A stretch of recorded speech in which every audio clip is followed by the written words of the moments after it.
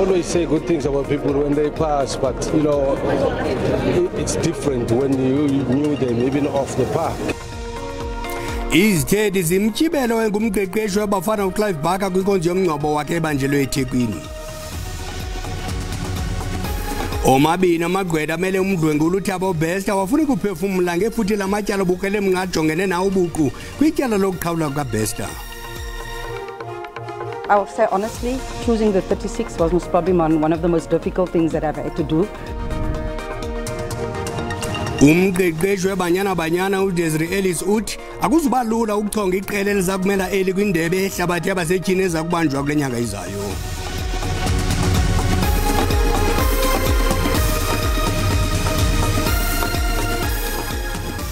Inkosi Mazole isicaka sithambile sithi ngingatsho ke nakuni babukeli bethu kwijelo iTTT ndingaphosisanga maseko madikhawule ndwarhuqa.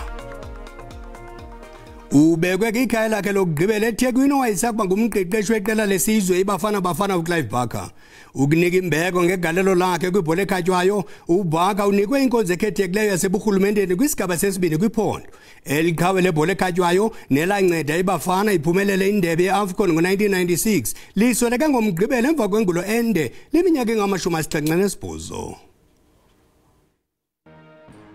Phakathi kwendwalutho ezizimasa inkonzo yomngcwabo ngabanye babadlali babesa kuqeqeshwa nguBarker nababeyinxalenye yeqela laphakamisa indebe yeAFCON ngo-1996 bathethe nelijelo le-SABC ngaphandle kweziko elisindlekele nkonzo i-Olive Convention Centre eThekwini. Bathethe ngazwi linye ngelithi wengengumqeqeshi kuphela kodwa wayengutata kubo. He was all about family first and football second.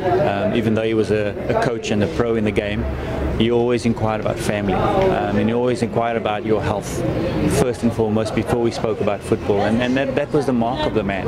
I think for me it was a great honor and a great respect to cross paths with him, you know, especially as a coach that I got to know very close. You know, we always say good things about people when they pass, but you know, it's different when you knew them even off the park, you know, as a friend, you know, and as a father figure. Nakubeni uBarker waphumelela indebe yeAFCON ngo-1996 zange alinikwe ithuba lokuqeqesha eliqela kwindebe yehlabathi eFrance nangona walinceda lazibekela indawo kuyo. Successful local person, he's got all the odds against his back. Unfortunately, you know, he wanted an extra 20,000 and, you know, they couldn't give it to him, but he came and explained to us that, you know, I'm going to leave you guys, but good luck going forward. Umongameli weSAFA ukhahlele wenjenje. Final farewell is always difficult. So we come here to recognize all the contributions that they have made. And I want to reflect not just on football, but in society, in nation building, in social integration. ISAFA iqinisekise ukuba iziko iSAFA Academy liza kunikwa igama elitsha libizwe ngeSAFA Clive Barker Academy ngelinika imbeko kuClive Barker. Makaphumle ngoxolo. Iindaba ze-SABC ndinkundimphiwe gift nongqotho. EFF ithetha umthetho osayilwayo wamalungu abucala eParlamente imemelela ukufudusa kwesihlalo saseParlamente eKapa ifuduselwe eTshwane. Nangona kunjalo amanye amaqela ezopolitiko ukhabile lombono ngelithi iyakutyabula imali loo nto kwaye kusiyonto iphambili kwingxaki zeli ikwakhankanya ukunqongophala kwemali. we-EFF ufuna iParlamente ifudukele eTshwane kwaye imiso zaqikelelwa kwizigidigidi ezilithoba zerandi ngonyaka ka-2018.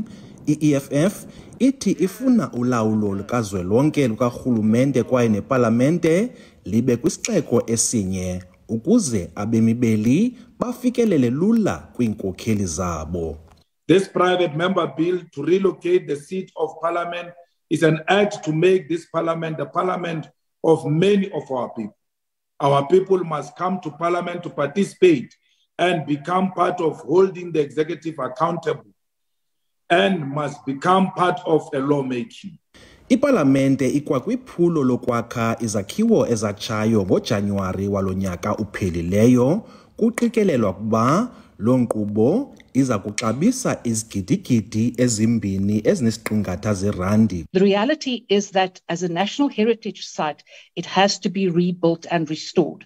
So relocating Parliament will thus mean that 2 parliaments will be built and at double the costs. When we look at the figures for relocation, it runs into almost 13 to 14 billion. It is quite clear, Honourable Chairperson, that we can ill afford to spend state resources in that kind of manner. It is not the correct costs. And the reason I say that, Chairperson, is that the relocation and the whole relocation of civil servants, I do not see in these costs. Faced with other important social and economic priorities for the country, this bill is not a priority for the country. We therefore do not and will not support this bill. Kubonakala ingathi uMalima uyazikhaba imbono ngendleko zale nkqubo. Kwiindaba ze-SABC, Ndingubulelani Philip eParlamente. Omabini amagqwetha amele umdlwenguli kaFacebook nombulala uThabo Best ayala kuphefumula kwizitsholo zolwaphulo mthetho abekwa zona kwimiba eyahlukeneyo. Igqwetha uThirelezondo libekwe ityala lokuzama ukudlwengula kunye nokubethwa wasetyhini ona-34 ngoMatshi wonyaka ophelileyo. Ngelixa uAdvocate Jeremiah Pela ejongene nezitsholo zobuqhophololo. Ityala lokuzama ukudlwengula nokubetha elijongene negqwetha likaBester eliyalelayo uThirelezondo livulwe ngomhla we-13 kuMatshi wonyaka ophelileyo. Undo wabanjwa ngomhla wama-25 kuMatshi waze kamva wakhululwa ngebheyile. Kwakhutshwa umyalelo wokhuselo ngakumtyholwa. The mere fact that I'm going through my own personal issues, it does not necessarily mean or doesn't necessarily take away the fact that I'm still a lawyer. If there was going to be any bearing whatsoever, I think Legal Practice Council, which is a body that governs legal practitioners, they would have acted by now or suspended me. But because these are still allegations which are still going to be tested in court, obviously they wouldn't want to do anything that will actually have an impact on me as a practitioner. Hence, I'm saying that I don't see it having any negative impact whatsoever insofar as the matter that I'm dealing with is concerned. Ngelixa Advocate Jeremiah Pela ojongene nezitsholo zobuqhophololo norhwaphilizo akazange afuna ukutsalwa kakhulu kulomba. Our matter with Mr. Ndo have nothing to do with Thabo Bester. Thabo Bester, as our client, is having his own matter that is coming on the 20th of June. And we will be able to attend to his matter to the finality, as long as we still have the instructions from Mr. Thabo Bester. Any person that has got allegations leveled against them, they have the right to go and present their side of the story, to go to court and defend themselves. The court will hear all the evidence from different parties and make a determination whether someone is guilty or not. Upila kuza kuchotshelwa ityala lakhe kususela ngomhla wama-26 kuJuni. Akukacaci ukuba lo mba uza kubanjani na kuBester. Umongameli Cyril Ramaphosa uza kudibana nomongameli wase-Ukraine Volodymyr Zelensky ngomso zekamva ayokudibana nomongameli Putin waseRussia. Umongameli Ramaphosa uyinxalenye yenkokheli zelizwekazi lase-Afrika ezikwiphulo lokwenza uxolo phakathi kwe-Ukraine neRussia. Iza elisuka kwilizwekazi lase-Afrika ukuya e-Ukraine nase-Russia liquka umongameli wase-Senegal, owase-Uganda, owase-Egypt, owase-Republic of Congo Brazzaville, owakwisiqithi iComoros kunye nowase-Zambia. Ukruthakrutwano oluphakathi kwe-Russia ne-Ukraine luyintsindabadala kwihlabathi jikelele. Lo mbhodamo wala mazwe ukhokelele ekuqhokrekeni koqoqosho kwihlabathi jikelele, nto leyo ebangela ukuba ziphakame iinkokheli zase-Afrika ziyokuzama ukusombulula eli tyala lamawele.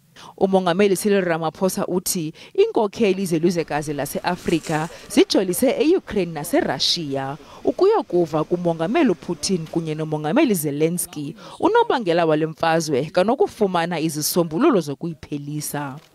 Ezi nkokheli zelizwekazi lase-Afrika bezikhe zabamba intlanganiso kubuxhakaxhaka bale mihla phambi koluhambo lwabo luthande ukuba nzima. Kwezi veki zigqithileyo uRamaphosa ebekhe wadlana indlebe nomongameli wase-Russia ngokuza kwakhe kweli ukuzokuzimasa inkomfa ye-BRICS kwakunye notyelelo lwenkokheli zase-Afrika kwilizwe lase-Europe. Abahlali bakonomzamo iHuman Storp eMpuma Koloni baxhalabile indlela elimpompoza ngayo elindle kwizitalato zalendawo. Lichola ukuba elilindle lisuka kwiziko elingasebenziyo lokucoca amanzi amdanga elide kufuphi kule ngingqi. Intatheli yethu Lwando Nomoyi usiqulunqelele ngxelo. Kule minyaka mine igqithileyo abahlali balapha bathi elivumba lelindle alinyamezeleki yaye ingozi kwimpilo yabo. Nabantwana yabagulisa izikini zabo zibe right kwathi nezindlini asiphathanga kahle iyakuyanuka nje kumdaka kuyilonto. Siyabawela ke umasipala ke bhuti angenelele asincedise nje apha enyunyweni noba ke ngoba umzekelo kukho lamanzi ahla apha avule icolbet ezizawuhamba lamanzi abheke ngapha ngoba kuthiwa lamanzi abheke emadamini ngapha sazinto. Ukanti namafama alapha avakalise inxalabo njengoko nemfuyo yabo isela kwakulamanzi angacocekanga. They are getting very sick. They are always sick and then we can't even help when they are sick. Umasipala uthi ubekele bucala isixamali esingange 43 million randi ngenzame zokuvuselela eliziko. Contractors have been appointed, consultants have also been appointed, so the project is fully going. The project will commence on the 1st of July in the new financial year, and the completion of the upgrading of that waterworks will be about 20 months to full completion. Masipala uthi uza kuqinisekisa ukukhusela eliziko njengoko iziseko zabo ezingundoqo zonakaliswa minyaka le. Kwindaba zeSABC uLwando Nomoyi ndiseHuman Storp. Abahlali baseCarolina eMpumalanga bazibandakanye kuqhankqalazo ekusele kuzinsuku ezintathu oluqhuba bebemelela ukuba ibhunga likamasipala wasekuhlaleni iChief Albert Luthuli libhangiswe. Abahlali bamemelela ukuba urhulumente wephondo angenelele.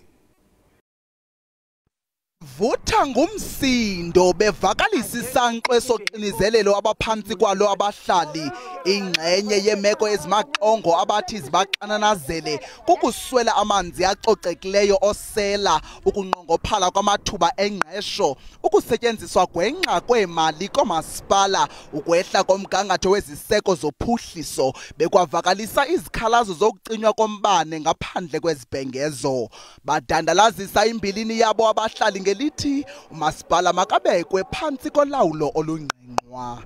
Some of the people here in Carolina, their electricity has been cut off without notices. That municipality needs to be under administration because these people they are not assisting us with anything in this community. Usodolophu unqwalile ukuba ngenene lo masipala ujijisana namajinge qhiwu. Water supply. As I'm speaking, there's a contractor which is dealing with the water treatment works there at Carolina. We have also set aside another budget for that contractor to continue. The budget is 9.6 million for the financial year, which is starting on the 1st of July. Kananjalo bakuvumile ukucinywa kombane kwimizi ethile. We are not cutting electricity for anyone. We are only concentrating on the people who are not coming forward to buy electricity. Ii-ofisi zikamasipala zisavaliwe ngelithabatha amanyathelo enkuseleko basathotshe ntla abahlali befunga kunjalo ngelithi abazokuthi qha nezinyanzeliso zabo de zizalisekiswe. Imingeni ejemelene nolutsha ifana nentswela-ngqesho nezinye ingxaki zemo yenhlalo bezingundaba mlonyeni kwingxoxo-mpikiswano yemini yolutsha eParlamente kule veki. Amanye amaqela asebenzise le ngxoxo-mpikiswano ukukhuthaza ulutsha ukuba luvotele utshintsho kunyulo lonyaka ozayo logama amanye egxeke kabukhali iintshukumo zecandelo lemisebenzi. Amalungu eParlamente agadlele kwingxoxo-mpikiswano yosuku lolutsha. DA, because it's a hypocrite organization, will come here and blame everything to the ANC, forgetting that we are fixing their mess of their grandmothers who have contributed to the current state that we find ourselves in. DA yazilwela. We have the opportunity in 2024 to kick incompetence, corruption, and absolute non-caring governments out and welcome competence, integrity, professional and caring governments through the Moonshot Pact. Iqela le-EFF ligxeke ukungabikho kwamathuba kubantu abatsha. For the first time since 1994, we have more than 50% of young people not in education, not in training, not also in employment. Ngelixa i-IFP ithe makubekho ingqesho enesidima. If we are serious about growing our economy, rolling out skill development, improving our educational system, and the access to industrial revolution, we must ensure that our youth find dignified employment. Iqela le-FF Plus lisebenzise le ngxoxo-mpikiswano ukugxeka imithetho yabasebenzi. We cannot legislate people into jobs. Njengoko uninzi lwamaqela ezopolitiko ephakamisa ukungabikho kwemisebenzi kubantu abatsha, kukhangeleka ngathi lo mbandela uza kusetyenziswa kakhulu xa kugaya inkxaso yonyulo. Ndingulama Matya weendaba ze-SABC eParlamente eKapa. Ukanti abantu baphefumlile kwiqonga lethu le-WhatsApp malunga neziqhamo zentshukumo zolutsha lwango-1976 nangemingeni ejongene nolutsha lwale mihla. Into engaqandi itsho msasazi ngase ndithi may their soul rest in peace internally ngoba msasazi balwa kakhulu ngosiyami bezamela thina ifuture enhle eqhakazileyo kodwa xa nokubheka ngoku bafundile abantwana kodwa imisebenzi abayifumani. Akonto ibonakala kakhulu ngeJune 16. Eyona nje ibe wrong ngeJune 16. Abantu abadala abanxiba iuniform yesikolo yabantwana bayibuye beyinwebile. Ingase abantu abadala bayeke ukunxiba iuniform yabantwana ngeJune 16. Phekwe ingqinamba ezikhona ehlasela intsha yamanje ukutholeka kwemisebenzi njalo njalo ugxila kwidakamizwa. Eyangakithi ke izobe ibungaza lolu suku lwentsha kusasa kwahlathi iholo sabelo wamvelase behaye inkondlo becula umaskandi beshintshana nje ngamakhono. Angiqala ngokufisela abantu abasha usuku labo ukuthi bahloniphe futhi baligubhe ngendlela nokungijabulisa ukuthi la ngasekhaya khona amasikole azobedlala into yazenex imasibambane iDr Nembula kanjani nesompukane abajabule basibheka abantu abasha. Phela namhlanje alwazi kwanto edibene no-1976 ingase urhulumente aveza amathuba emisebenzi ngoba bazibandakanya kwi-drugs ngenxa yentswelangqesho. Lusha lanamuhla lungene kakhulu kwema-drugs futhi kude nemathuba emisebenzi kwamele ukuthi bangakhethi umsebenzi abasebente umsebenzi labawutholako kude baphile.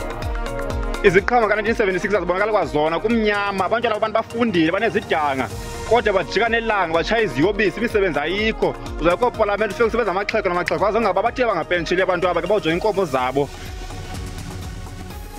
Ukanti ke ezizi izimvo zababukeli baxhamle kumathuba oshishino abasebatsha ababini abakhubazekileyo bakwaBhaca nasemaXesibeni eMpuma Koloni ukuze batshintshe ubomi babo bafake isandla kuphuhliso loqoqosho lwasekuhlaleni. Ezi zibini sivule indawo zokutyela savula amathuba emisebenzi esisigxina kunye neyethutyana kwabanye abantu abatsha. Idolophu yakwaBhaca nasemaXesibeni abantu abatsha basibeka ngaphansi baqhuba ushishino khona ukuze bakwazi ukuziphilisa. Lo wasekhino selula kazange avumele imeko yokuphila kwakhe nenkubazeko imenze axhomekeke kodwa wangena kwezoshishino.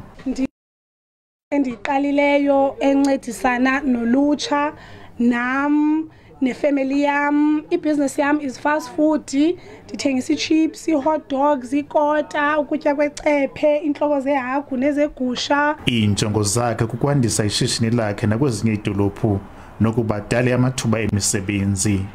Ukanti kwidolophu ekude kungephi nale yasemaXesibeni kwidolophu yakwaBhaca uSizwe uphila nokukhubazeka naye ke uziphilisa ngokuthengisa ukutya.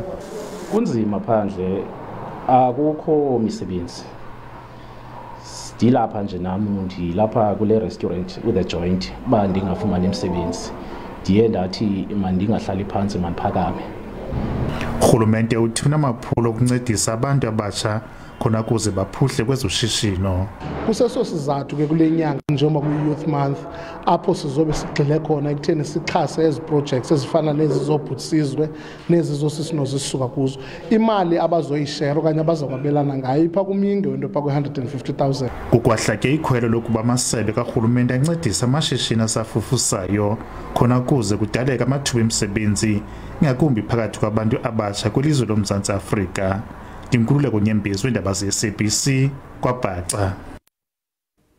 Kwezemidlalo umqeqeshi wabanyana banyana uDesiree Ellis uthi akuzuba lula ukuchonga iqela elizakumela eli kwindebe yehlabathi yabasetyhini ezakubanjwa kwenyanga izayo.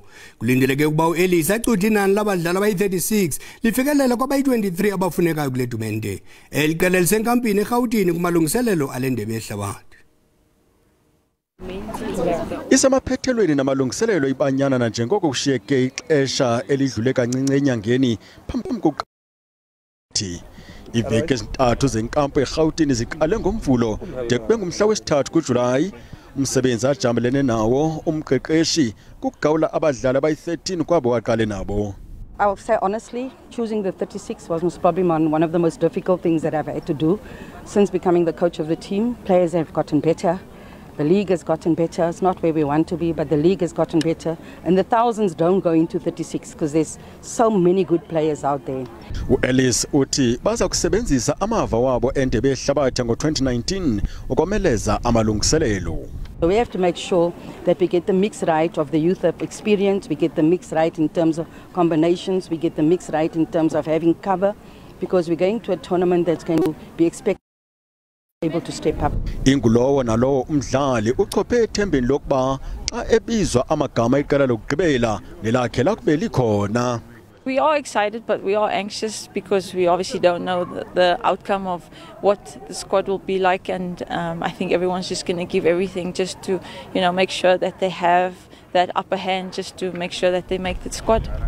Isithandathu sabadlala phesheya kwezilwandle abafana noThembi Kratlana, Linda Mutlalo, uRifilwe Jane, umncedisi kakapteni noHilda Magaiya basalindeleke bagaleleke enkampini. Digalele ngazokwade kwephuka neyokuhlanganisa masikhongozele zangomso kodwa bethu ngolwimi lelembe makube chusibele.